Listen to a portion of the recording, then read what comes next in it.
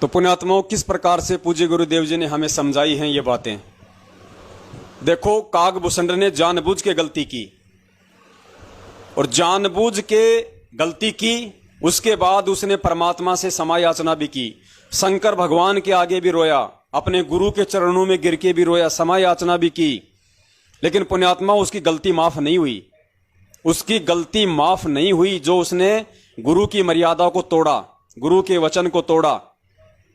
लेकिन गुरु की प्रार्थना पे शंकर भगवान ने इतनी राहत दे दी कि भैया मैंने जो इसको बोल दिया कि 1,00,000 वर्ष तेरे को नरक में रहना पड़ेगा, लेकिन मैं तेरे गुरु की प्रार्थना के ऊपर इतना कर सकता हूं कि तेरे को यमलोक में यमदूत किसी प्रकार से परेशान नहीं करेंगे, लेकिन रहना पड़ेगा तुझे नरक में।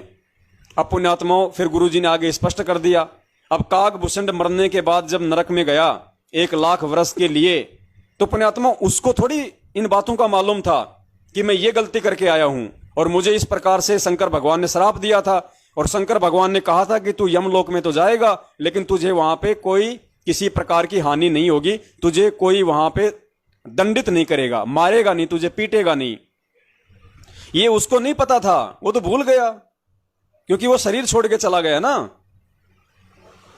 और वहां पे वो नरक में गिर गया।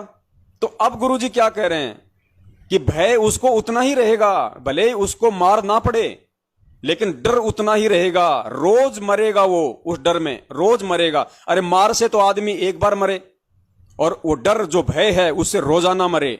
अब गुरुजी कह रहे हैं दूसरों को यदि यम के दूत मारे, वहां पे भाले ठोके, और वो कागभूषण खड़ा है, वो सोचेगा भाई तेरा भी नंबर आ लिया भाई, आ लिया, 2-4 और बचे हैं, उसके बाद तेरे भाले ठोकने का नंबर है। तो सोचो वो कितना भयभीत होगा, वो बार बार मरेगा वो उस डर से, उस भय से। फिर भले ही यमदूत उसके पास आके भले ही उसकी अनदेखी कर दें, उसको छोड़ दें शंकर भगवान के वचन से, लेकिन उसको थोड़ी पता इस बात का कि शंकर भगवान ने मुझे यह भी वचन दिया था कि यम के दूत तुझे परेशान नहीं करेंगे। वो उन चीजों को भूल चुका होता है, वो पल पल मरता है वहां पे डर से, भय से। तो पुण्यात्माओं देखो, जानबूझ के की गई गलती की भी सजा मिलती है। ये गुरुजी के सत्संग का निष्कर्ष यही है कि सतगुरु के भक्ति मार्ग में यदि तुम उनकी किसी भी प्रकार की वचन की अवहेलना करोगे, उनकी मर्यादाओं को तोड़ोगे, तो जानबूझ के की गई गलती की भी सजा तुम्हें अवश्य भोगनी पड़ेगी। भले तुम गुरु से प्रार्थना कर लो और भले तुम्हारा गुरु तुम्हें अक्षमा कर दे, लेकिन परमात्मा का जो विधान है, देखो पुण्यात्मा, ये 3 लोक का विधान यदि नहीं टूट सकता तो बंदी छोड़ का विधान बिल्कुल नहीं टूट सकता। इस बात को पल्ले गांठ बांध लेना। मैं गलती करूं चाहे आप करो, हम सब भगत हैं, एक ही कैटेगरी में हैं। अगर जानबूझ के हम गलती करेंगे तो परमात्मा ने आगे एक सत्संग में बता रखा है कि जानबूझ के की गई गलती की सजा भी मिलती है। और क्या मिलेगी? ऐसा नहीं है कि जानबूझ के गलती कर दी और सोचा यार कोई बात नहीं भाई, क्या करूं, अब तो मेरे को ये काम करना ही पड़ेगा, बेटी की शादी है और कोई है नहीं, गुरुजी से क्षमा याचना मांग लूंगा। वो तेरी अपनी सोच है, वो तू सोच रहा है ऐसा, मैं सोच रहा हूं ऐसा, लेकिन भक्ति विधान में ऐसा नहीं है। वहां आप और हमारी सोच से काम नहीं चलता, वहां परमेश्वर के विधान चलता है। और गुरुजी कहते हैं वो जानबूझ के जो गलती करेगा उसकी सजा उस भगत को भोगनी पड़ेगी। ये विधान है परमात्मा का। तो पुण्यात्माओं, हम ऐसी गलतियां क्यों करें जानबूझ के, ताकि हमें उसका दंड भोगना पड़े, हमारे मानव जन्म बढ़े, हम गधे कुत्ते सुअर बने, बार बार मां के गर्भ से आए, 9 महीने वो नरक भोगें, ऊपर को पैर नीचे को सिर, घोर यातनाएं क्यों भोगे हम? आगे सुनो, पूज्य गुरुदेव जी कितने प्यार से समझा रहे हैं, जानबूझ के की गई गलती की भी कितनी बड़ी सजा मिलती है।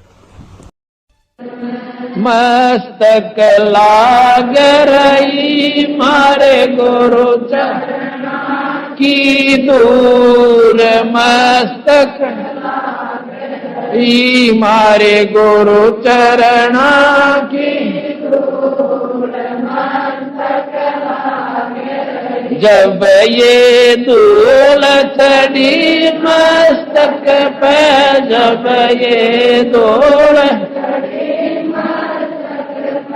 धूलिया हो गई दूर,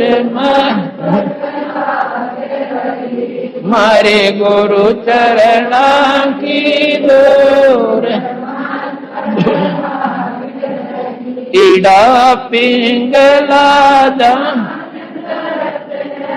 ईड़ा पिंगला जा,